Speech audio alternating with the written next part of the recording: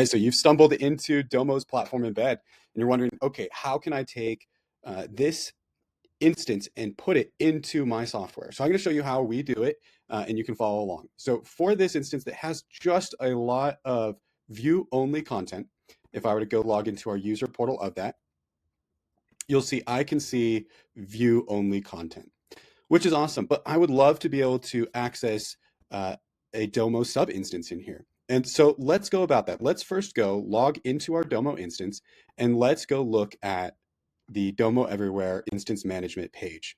So I've already created a lot, and this is the one that we're going to use for today. I am just going to step you through what you should do here. In this first one, it is going to create it off of your base. So in the case that I was trying to make a new demo, let's say demo 108, you can see this is going to be our full URL.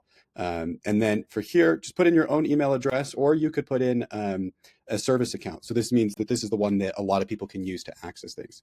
By default, we're going to have a key attribute with a value of key or a key of key attribute, and then we can change it if we'd like.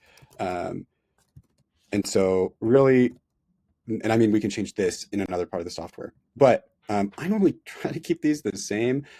If you have some value, say you're making this for a bunch of different companies, use whatever the organization's ID. This might be the name of the company, and this will be their ID. This one definitely needs to be unique. And then you click save. Let's go ahead, let that load. It actually doesn't take that long. You can see it might take a minute, but it does not. So let's go into the one I created earlier for this specific use case. So we're going to go into here. I'm going to click continue. Awesome. And now inside of here, I'm going to go to admin.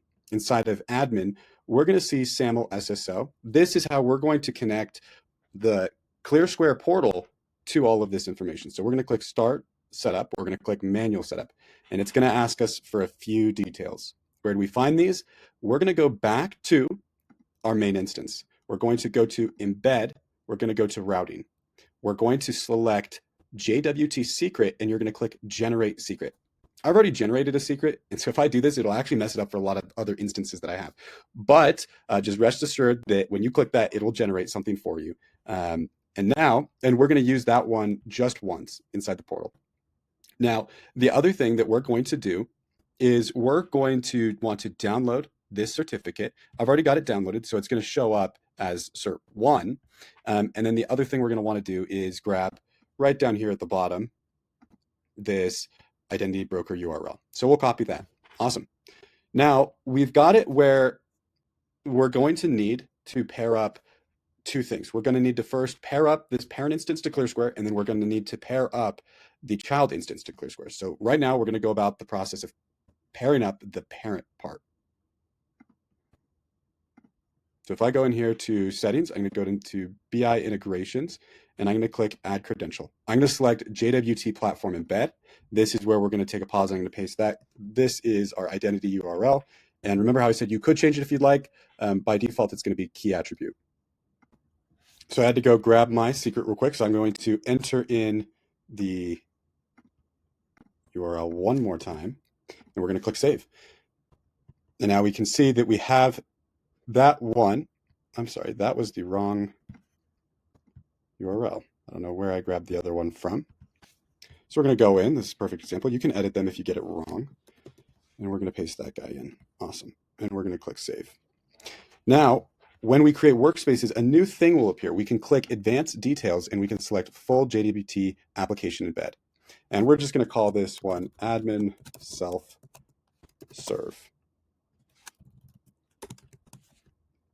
We're going to click save.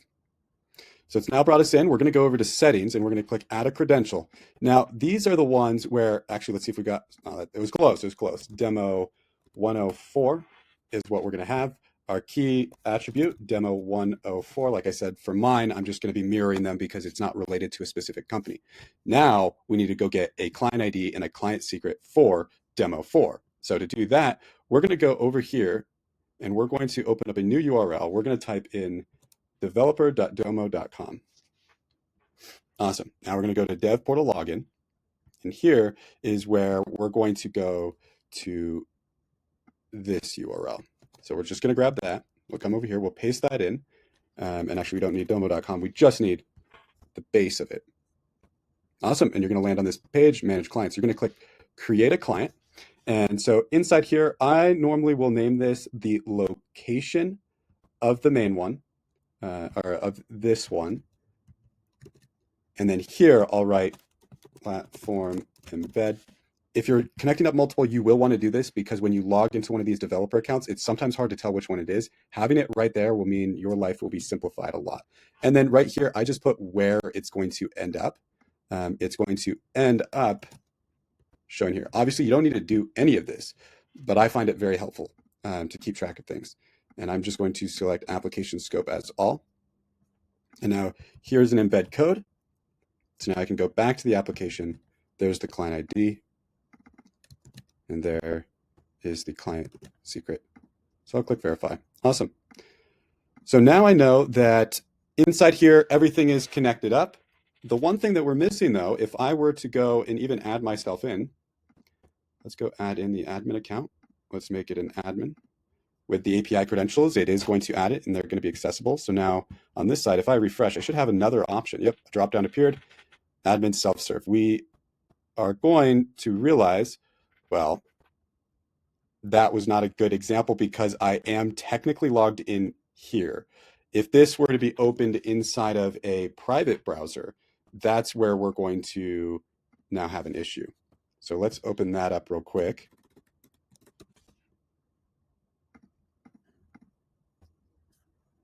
And we're going to see with admin self-serve, signing in. Oh no, it's not able to. Yep. So before I was able to just get in because it showed it. Now, what I'm going to need to do is I'm going to go over to that child instance and we're going to finish setting all of this up.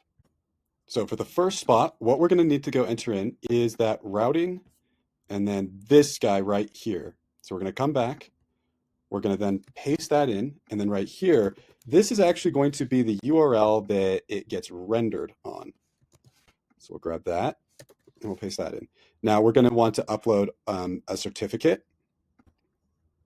Perfect. And then we're going to be all set to write over here, click Save Config. It's all set right there. I'm actually going to remove that and then click Save again.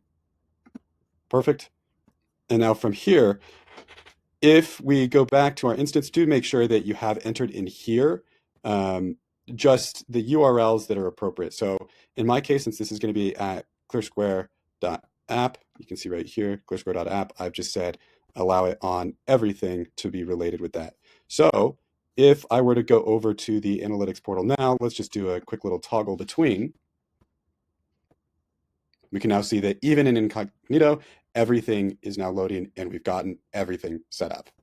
Hope that was helpful.